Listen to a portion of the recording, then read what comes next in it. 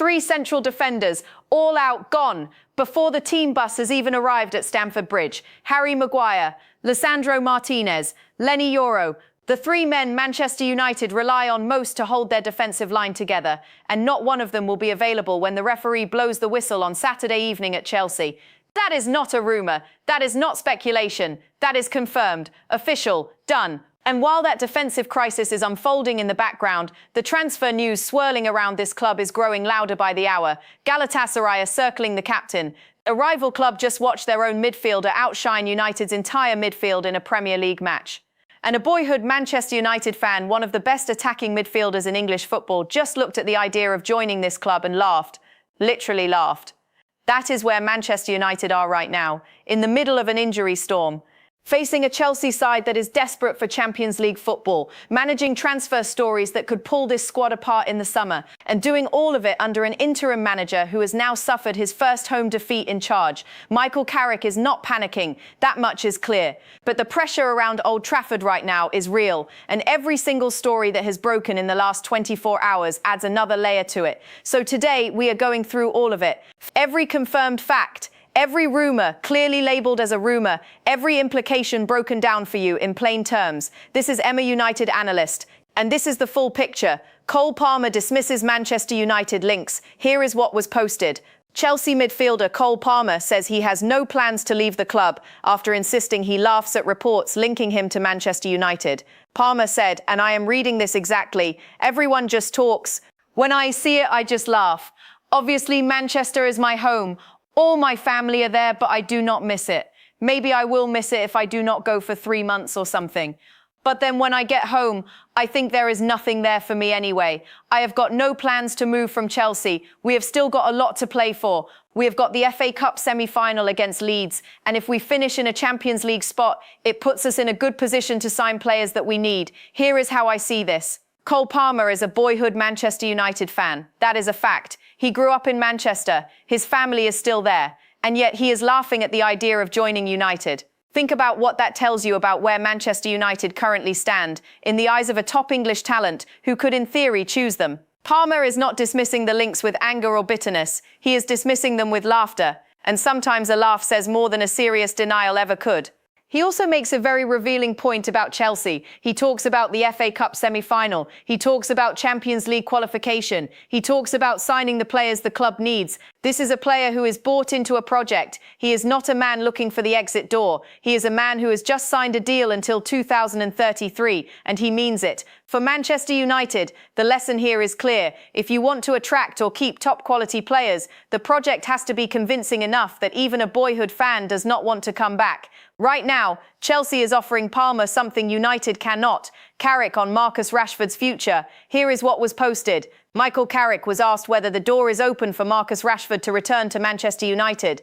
Carrick said, "I just think there are decisions to be made in time really on certain things, and obviously Marcus is in that situation. But at this point in time, nothing has been decided. And it will be, because it has to be at a certain point, but at this stage, there is nothing to say." Let me break this down for you. These words from Carrick are carefully chosen. He is not saying Rashford is coming back. He is not saying Rashford is gone. He is saying nothing has been decided. But the fact that he is even entertaining the question publicly means the door is at least not locked. Rashford is currently on loan at Barcelona. Barcelona have an option to buy him. If they trigger that option, the conversation ends there. If they do not, then United will face a very complicated summer decision. And Carrick, by his own words, is telling us that conversation has not started yet. What stands out to me is this. Carrick is a former teammate of Rashford. He coached him. He managed him briefly. There is a personal connection there that a manager like Ruben Amorim did not have. So if anyone can have an honest conversation with Rashford about his future, it is Carrick. Whether that conversation leads to a return, only time will tell, but the door is definitely not closed. Alphonso Davies to Manchester United is not true. Here is what was posted. Reports linking Manchester United with Alphonso Davies are not true. There is no truth to claims of ongoing talks between the parties. There have been no official discussions or confirmed contact between the club and the players' representatives regarding a potential transfer. Now here is what this really means. This is a flat denial. No wiggle room. No diplomatic language, just a straight, clear statement. The Alphonso Davies to Manchester United story, at least as of right now, is not happening. Now, in the world of football transfers, denials do not always mean the final word, but this is described as a confirmed denial of any contact whatsoever.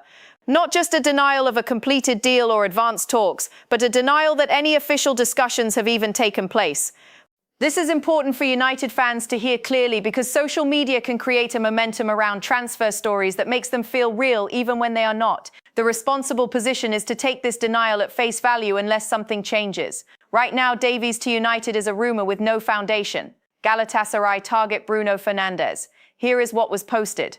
Galatasaray have made Bruno Fernandes a transfer target and are hoping to revive their previous interest in the Manchester United captain.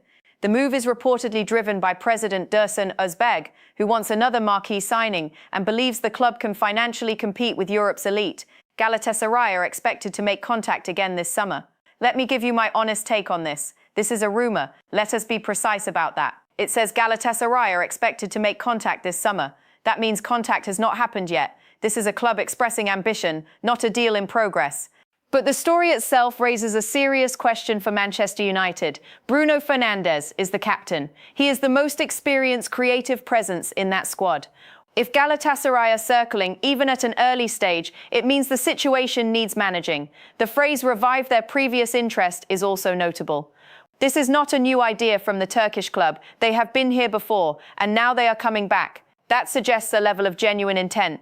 Even if the financial gap between what Galatasaray can offer and what a club like United would demand remains significant. Manchester United fans should watch this one. It is early, but it is real enough to be reported. Manchester United eyeing Leeds midfielder Ao Tanaka. Here is what was posted. Manchester United are among the clubs interested in Leeds United midfielder Ao Tanaka, who is valued at £20 million.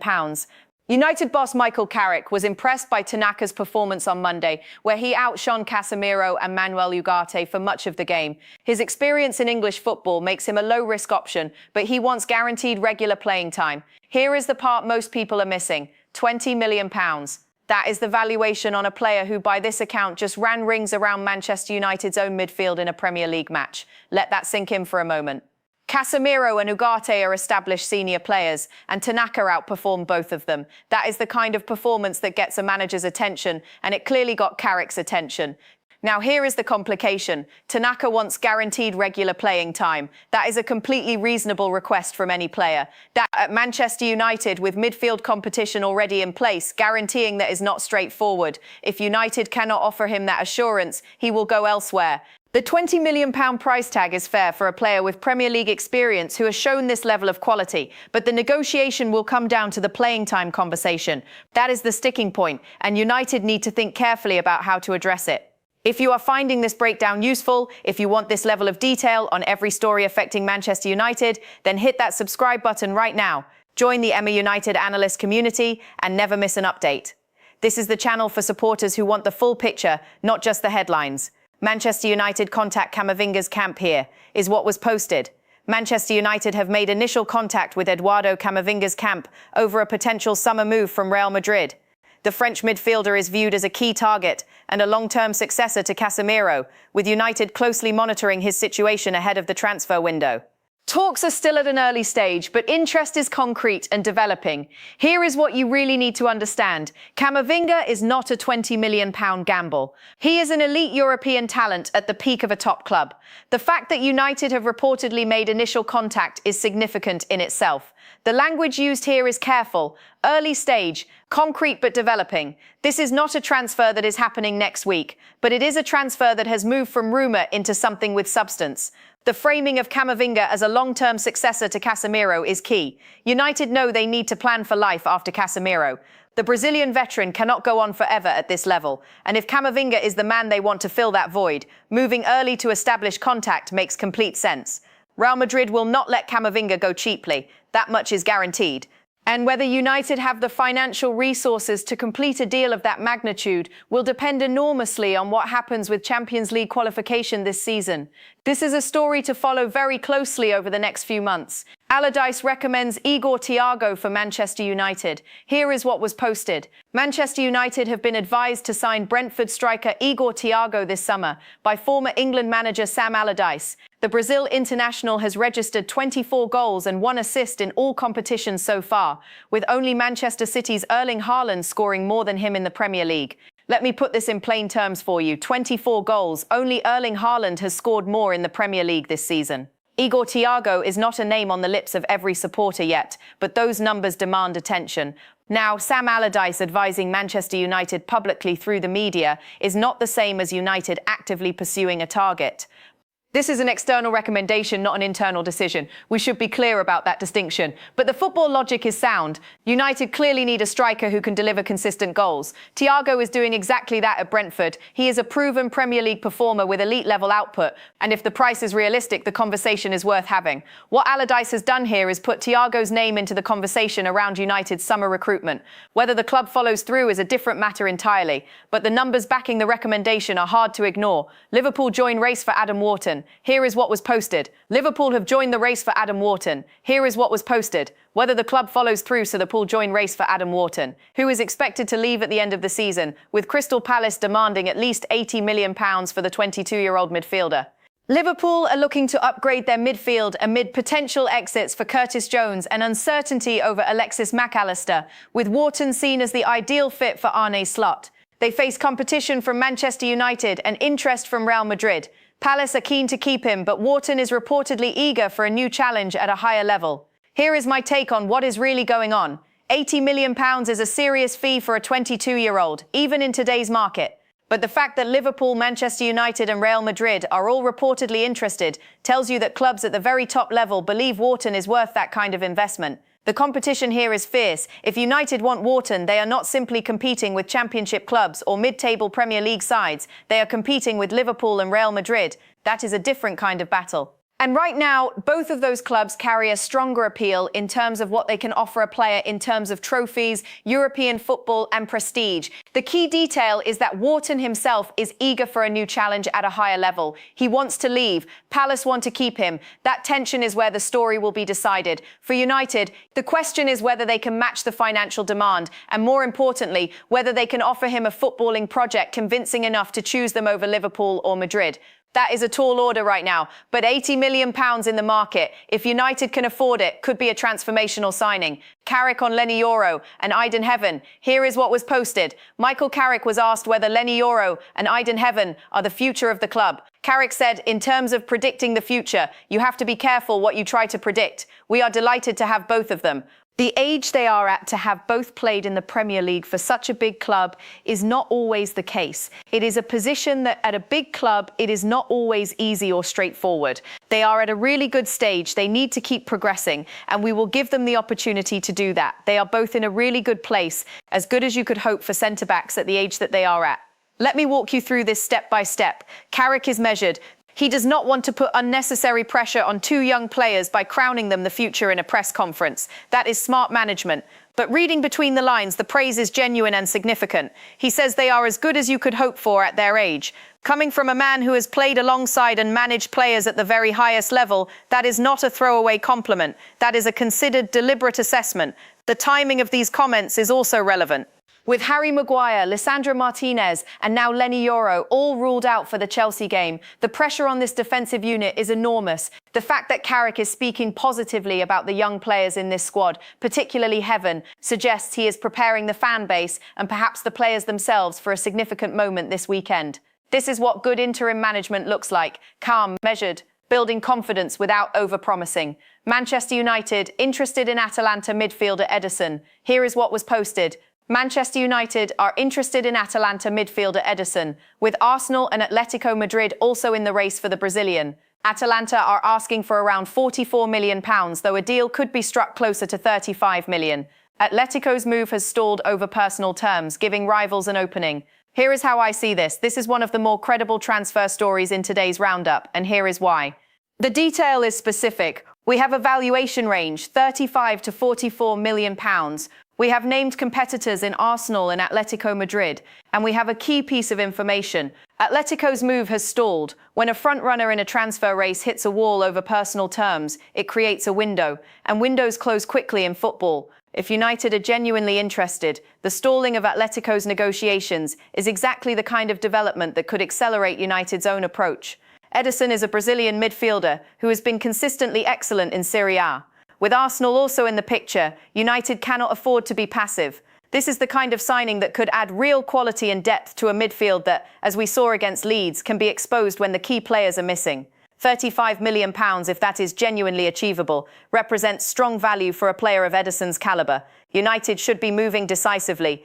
Manchester United youth stars shine. Here is what was posted. Chido Obi scored the winner against Crystal Palace tonight, and James Overy provided the assist. Samuel Lusale shifted momentum from the bench. All three have big potential and were signed in the summer of 2024 by Nick Cox and Luke Fedorenko.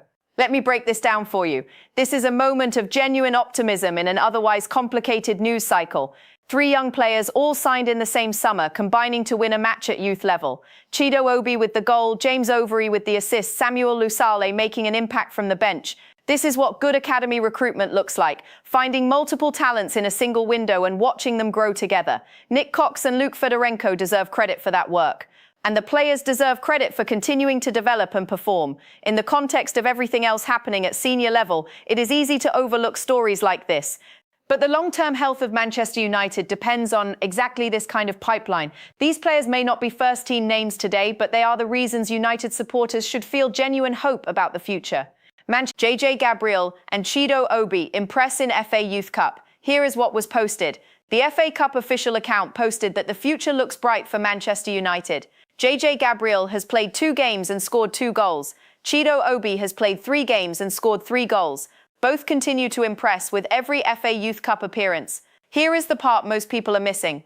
A goal every single game. Both of them. JJ Gabriel, 2 games, 2 goals. Chido Obi, 3 games, 3 goals. In the FA Youth Cup, these are not inflated numbers from lower-level development football. The FA Youth Cup has a history of showcasing players who go on to reach the very top.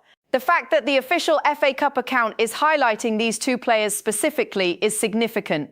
It is recognition from the competition itself that something special is developing at Manchester United's academy. Pair this with what we saw in screenshot 11 and a picture begins to form. There is a group of young players at this club who are performing consistently, who are winning matches and who are being noticed at the highest level. That is exactly what you want to see. Yoro, Maguire and Martinez all out versus Chelsea. Here is what was posted. Official confirmation from Fabrizio Romano that Leny Yoro will be out of the Manchester United game against Chelsea due to injury. Harry Maguire, Lisandro Martinez and Leny Yoro will all be out this weekend. Let me give you my honest take on this. 3 central defenders, all out. For one of the biggest Premier League fixtures of United's season, this is not just an inconvenience. This is a genuine crisis in one of the most important positions on the pitch. Harry Maguire provides experience and aerial presence. Lisandro Martinez provides intensity and leadership. Leny Yoro provides the physical gifts and long-term promise that makes him one of the most exciting young defenders in European football, and none of them will be at Stamford Bridge. What this means in practical terms is that Michael Carrick will likely be forced to play either Luke Shaw or Noussair Mazraoui alongside 19-year-old Aiden Heaven at centre-back. There is even a suggestion that veteran midfielder Casemiro could be deployed there. That is the situation. Chelsea at Stamford Bridge, 3 defenders missing, a 19-year-old potentially starting in the heart of defence. This is the challenge Carrick is facing, and how United respond will define a great deal about the direction of their season. Carrick on Alejandro Garnacho. Here is what was posted. Michael Carrick on Alejandro Garnacho. Carrick said, "To be honest, I did not really have loads of contact with him. The crossover was really kind of short, if anything really, so it is hard for me to delve too much into that. He obviously had success in the youth team and got into the first team and moved on really. So for me, not being here at that stage, it is difficult for me to kind of give too much on what happened. Let me put this in plain terms for you. This is a very carefully worded statement. Carrick is not defending United's decision to sell Garnacho. He is not criticising it either. He is doing something more sophisticated. He is distancing himself from the decision by making clear he was not at the club at the time it was made. Garnacho is now at Chelsea, and United will face him at Stamford Bridge on Saturday. The fact that Carrick was asked this question at all tells you that journalists see the narrative in it. A player United developed sold to a rival who could now hurt them in a critical match. Carrick's response is professional and measured. He acknowledges the history, he avoids controversy, and he moves on. That is the right approach ahead of such an important game. What is worth noting, though, is that Garnacho's presence at Chelsea is a reminder of the consequences of decisions made before Carrick arrived. The manager is dealing with the aftermath of choices that were not his. That context matters when evaluating his work. Cole Palmer denies Manchester United links. Full breakdown. Here is what you really need to understand about this story. The situation with Cole Palmer is now fully clear. He is committed to Chelsea. That commitment is not casual. He signed a contract extension in 2024 that runs until 2033. That is not the behaviour of a player who is thinking about leaving. The reports linking him to Manchester United were built on the idea of homesickness. The reality, in his own words, is that he does not miss Manchester in the way those reports suggested. He acknowledges his family is there. He acknowledges the connection, but he is clear that Chelsea represents something more important to him right now than geography. What this story ultimately reflects is a pattern.